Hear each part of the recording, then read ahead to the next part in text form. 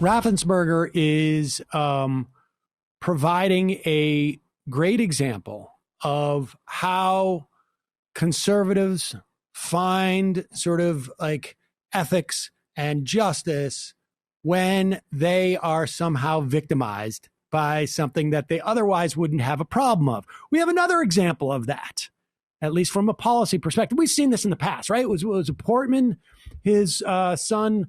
I think it was a Portman. He came out for marriage equality. Who was it that? Yeah, it was Rob Portman. Rob Portman came out for marriage equality when I think because his son was gay or he found out about it or something like that. We have, over the years, we've had so many examples of conservatives seeing the light on a very narrow, specific issue because they've been through it. It is, I think, part of a problem that conservatives have with the concept of empathy. But I'm not a psychiatrist or any type of clinician. But this keeps happening. And here is another example of it. It is Meghan McCain coming back onto the View she's had an epiphany.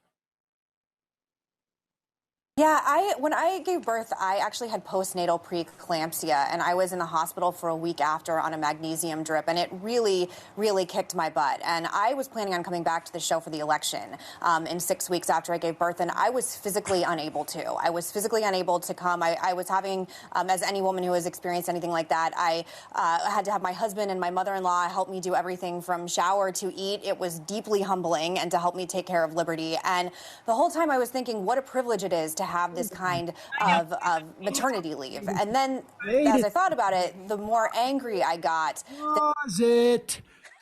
Liberty. They named their kid Liberty. Yes. Next kid's named Reagan. Okay.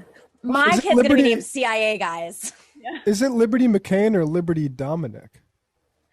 Neither. Liberty McCain Dominic. I mean, he'd be That's a little too liberal, guys. Come on.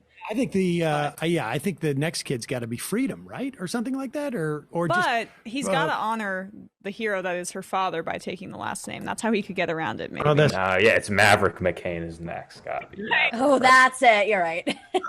Could be good. Third kid could be Invisible Hand. Just needs to be.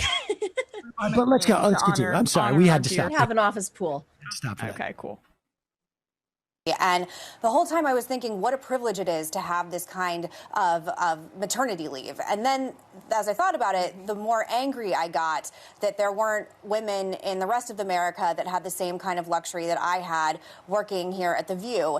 And then I started getting more and more angry that conservatives in particular, given that we are the the party of family values, and that everything about our ideology sort of stems from the nucleus of the family, that we are leaving women in this country without the capacity and ability, unless you have an employer that allows you to take care of your child, to heal physically, which is something that needs to happen. And I actually think there's a lot of synergy right now for a paid family leave coming from Democrats and Republicans. Everyone from Marco Rubio and Kristen Sinema and Joni Ernst have come on board. And I think this is something that's really a really dark spot for our country. We are the only developing nation that doesn't supply women with paid family leave. And if we're going to continue growing as a country, and we're going to be able to give women and families the capacity to grow in the way that we want and stop having this sort of societal fracture that we're having, and a lot of arguments are made it's because of the fracture that's happening at home and with families. We as conservatives have to come together and allow all women in this country, no matter where they're from or their socioeconomic class,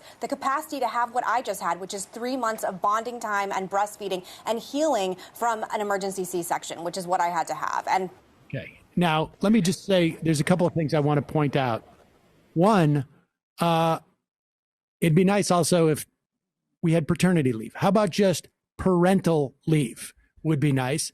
And two, and I have to do this, and I know this is petty, and I know this is childish, but the nucleus of the and the synergy, and you're a developing country. No.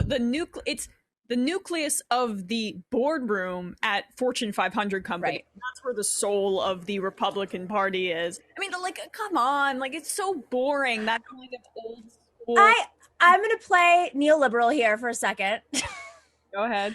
I am happy that she's making this case Oh, to absolutely. other conservatives on a network in which, you know, you don't hear this often. And I didn't know Kirsten Sinema was for this. I'm surprised, actually. But that is good. And maybe she's, I'm starting to think, like, is Meghan McCain a neocon or is she a neoliberal?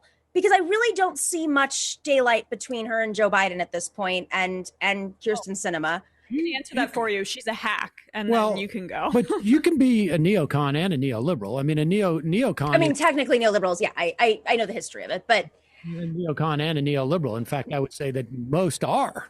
Most neocons are neoliberals.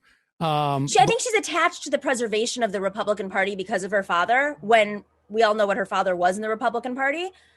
Well, also her husband. Her husband is like, yeah, More conservative, more movement conservative. When she realized, I mean, she is I think a hack. I think is a very safe way of I mean, capturing. does she have an ideology except to be the conservative voice on The View and yell over people and get attention for herself and then drive up her price from the network so that she can stay on? I mean, like, these are the kinds of things that we've seen from her. It's just performative. So I don't even feel the need to dissect her ideology. Naomi's being way more constructive than me, but I cannot stand that conservative impulse. Like, should we just take away her health care? Then maybe she'll understand what it's like not to have health care, and maybe she'll be. This is what Brendan was saying before the show. Let her experience everything. We should put her on in a sea level city in a really hurricane prone. Bangladesh. Take her to Bangladesh. How we do it? Yeah. You ready? She's the lead in a reality show. Yes. It's a reality game show where we set up all of these things that are difficult in that she gets to experience so she can come out the other side. And it combines both her desire to be a television like an American celebrity. Ninja Warrior type obstacle. Well, to be fair, just one more thing. RFK, this was kind of what happened to RFK when he took his poverty tour. It is privilege. It is essentially privilege. And when you have a party full of people who have a lot of privilege and suddenly have to experience something that's really rough, it might wake them up. And that's essentially what's going on in the Republican Party and the half of the Democratic Party.